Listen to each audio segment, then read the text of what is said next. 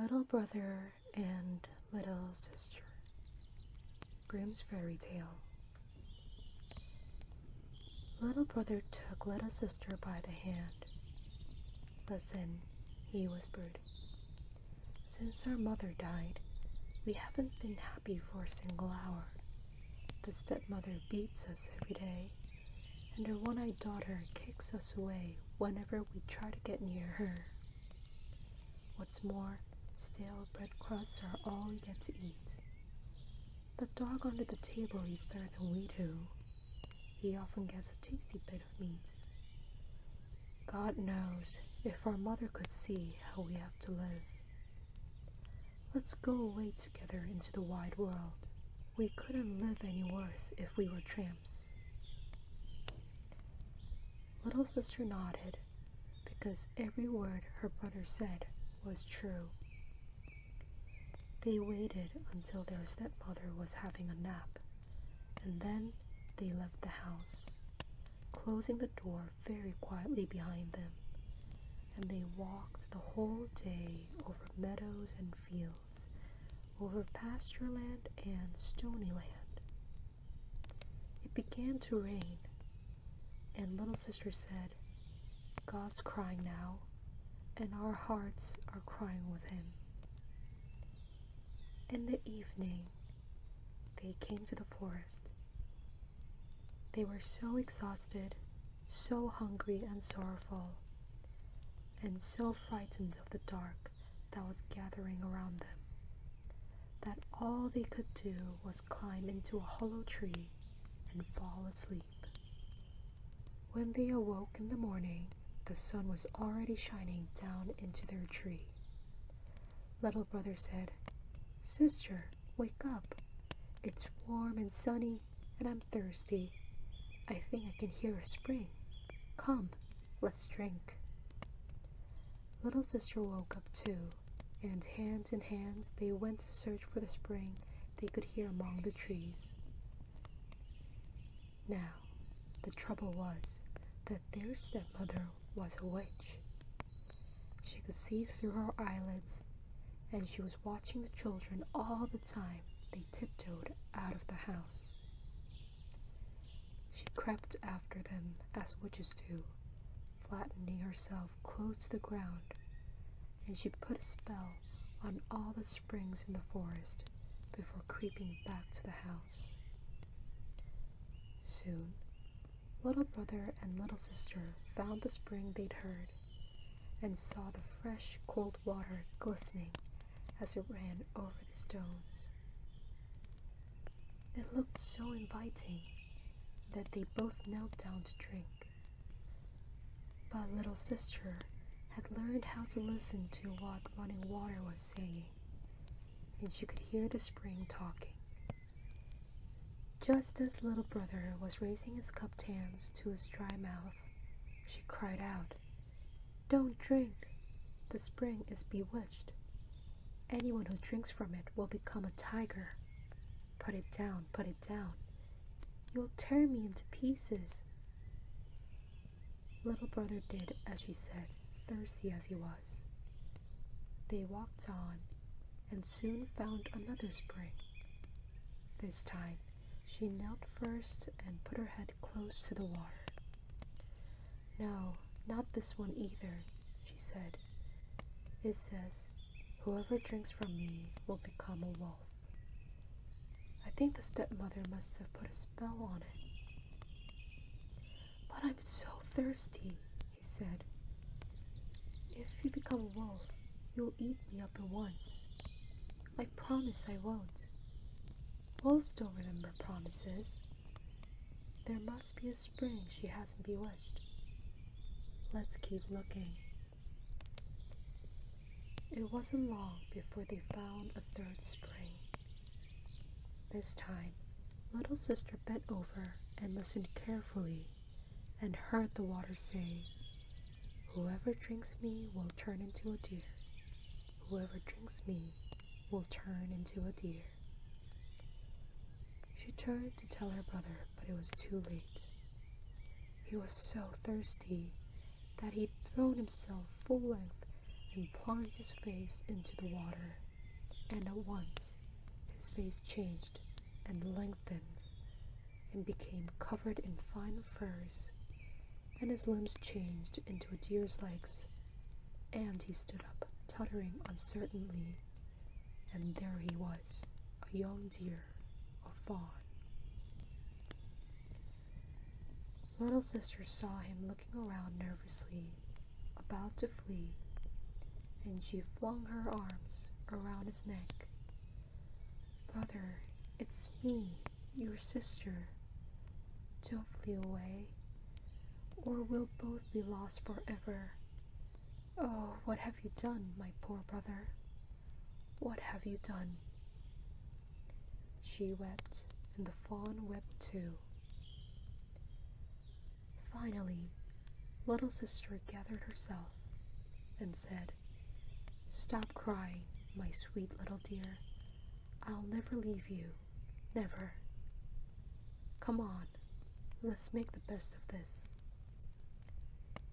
She took off the golden garter that she wore and put it around the fawn's neck, and then she wove some rushes into a cord and tied it to the garter.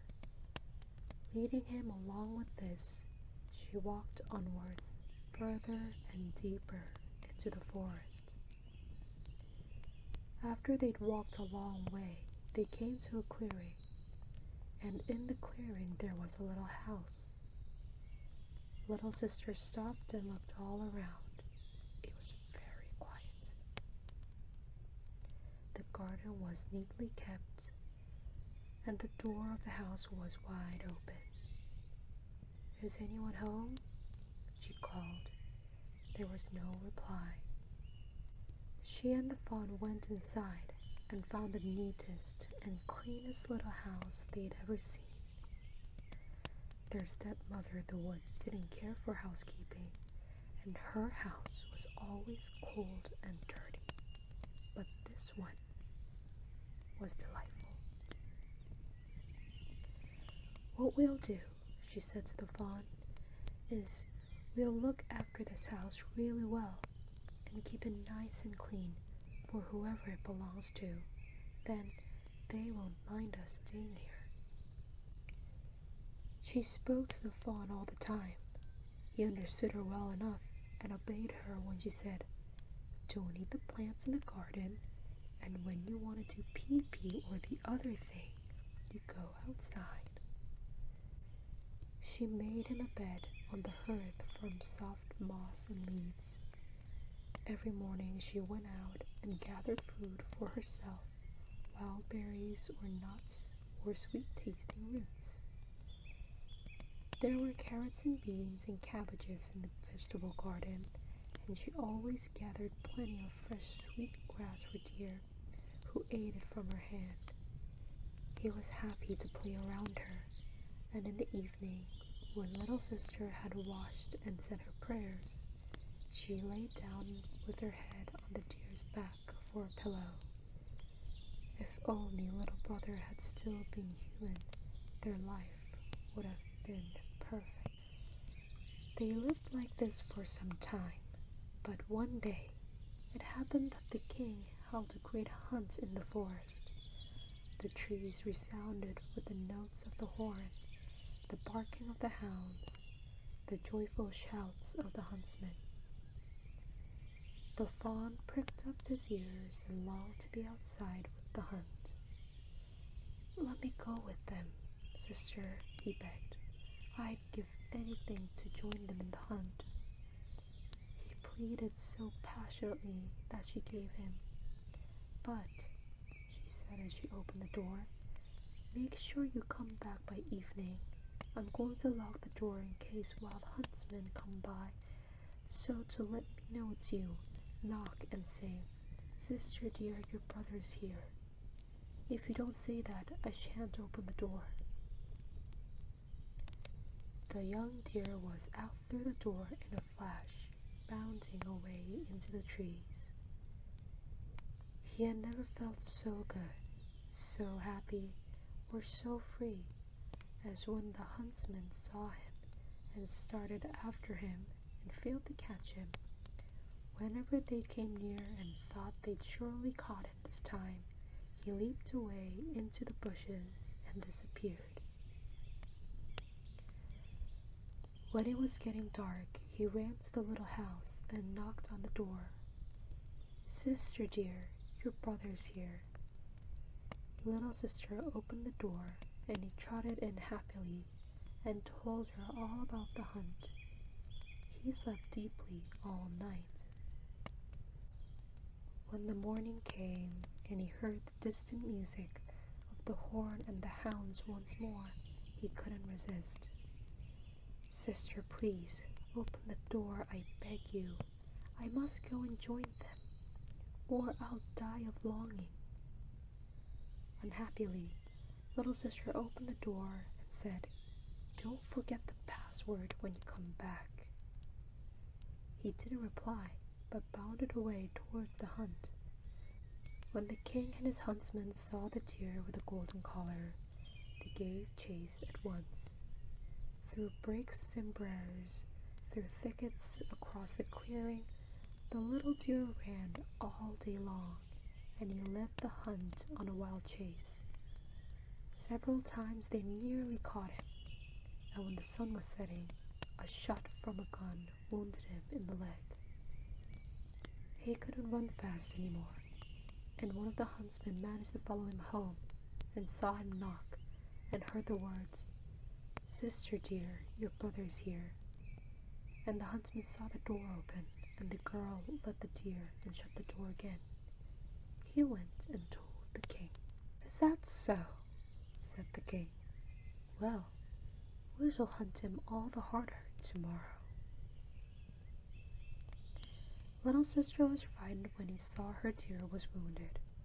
She washed the blood off his leg and bound a poultice of herbs there to help it heal. In fact, the wound wasn't a serious one, and when he woke up in the morning, the little deer had forgotten all about it. He begged to go out for a third time. "Sister, I can't tell you the passion in my breast for the hunt. I must go and join in, or I shall go mad." Little sister began to weep. "Yesterday they wounded you," she sobbed, "and today they'll kill you, and I'll be left alone in the wild woods. Think of that. I'll have no one left. I can't let you out, I can't. Then I'll die here in front of you. When I hear the notes of the horn, I feel every atom of my body leaping with joy. My longing is too much for me, sister. I beg you, let me go." She couldn't resist his pleas, and with a heavy heart she unlocked the door. Without a backward glance, the deer leaped out and bounded away into the forest. The king had given orders to his huntsmen that they should do the deer with the golden collar no harm. "If you see him, put your guns up and hold the hounds back. 10 golden thalers to the man who sees him first."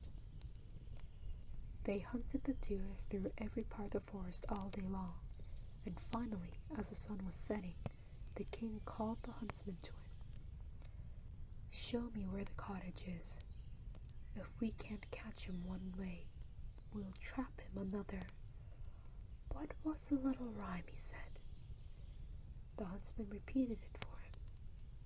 When they reached the cottage, the king knocked on the door and said, "Sister dear, your brother's here." The door opened at once. The king walked in and found there standing a girl more beautiful than any he had seen. She was frightened to see a man and not her little deer, but the man was wearing a golden crown, and he smiled kindly. He reached out his hands and took hers. "Will you come to my palace with me," he said, "and be my wife?" "Why, yes," said little sister, "but my little deer must come too. I won't go without him." "He can come by all means," said the king. "He shall live as long as you do, and he shall want for nothing." And as he said that, the deer himself came bounding in. Little sister caught his golden collar and tied the cord of rushes to it.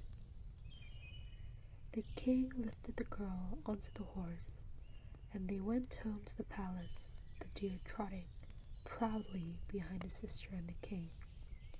Soon afterwards, the wedding was celebrated. The little sister became the queen. As for little brother the deer, he had the whole palace garden to play in, and a team of servants to look after him. The groom of the grass, the valet of the horns and the hooves, and the maid of the golden currycomb, whose job it was to groom him thoroughly every day before he went to bed, and deal with any ticks or fleas or lice he might have picked up. So they were all very happy. Now, all this time, the wicked stepmother had thought that the brother and the sister must have been torn to pieces by wild animals. But when she read in the paper that little sister had become a queen, and her constant companion was a deer, it didn't take her long to work out what had happened. "That wretched boy must have drunk from the stream I put the deer magic on," she said to her daughter. "It's not fair," the daughter whined. "I ought to be queen, not her." "Shut your moaning," said the old woman. "When the time comes, you will get what you deserve." Time went past, and the queen gave birth to a child, a handsome little boy. The king was out hunting at the time. The witch and her daughter went to the palace disguised as chambermaids, and managed to find their way to the queen's bedchamber. "Come now, your majesty," the witch said to the queen, who was lying weak and exhausted in her bed. "Your bath is ready. It'll make you feel so much better. Come with us." They carried her to the bathroom and put her in the tub.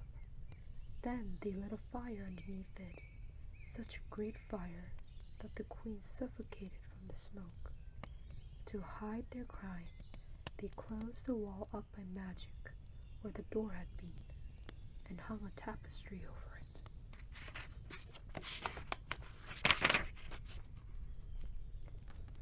"Now, you get into bed," the witch said to her daughter, and when the girl had clambered in, the old woman put a spell on her, so she looked exactly like the queen. The one thing she couldn't do anything about was the missing eye. "Lie with that side of your head on the pillow," she said.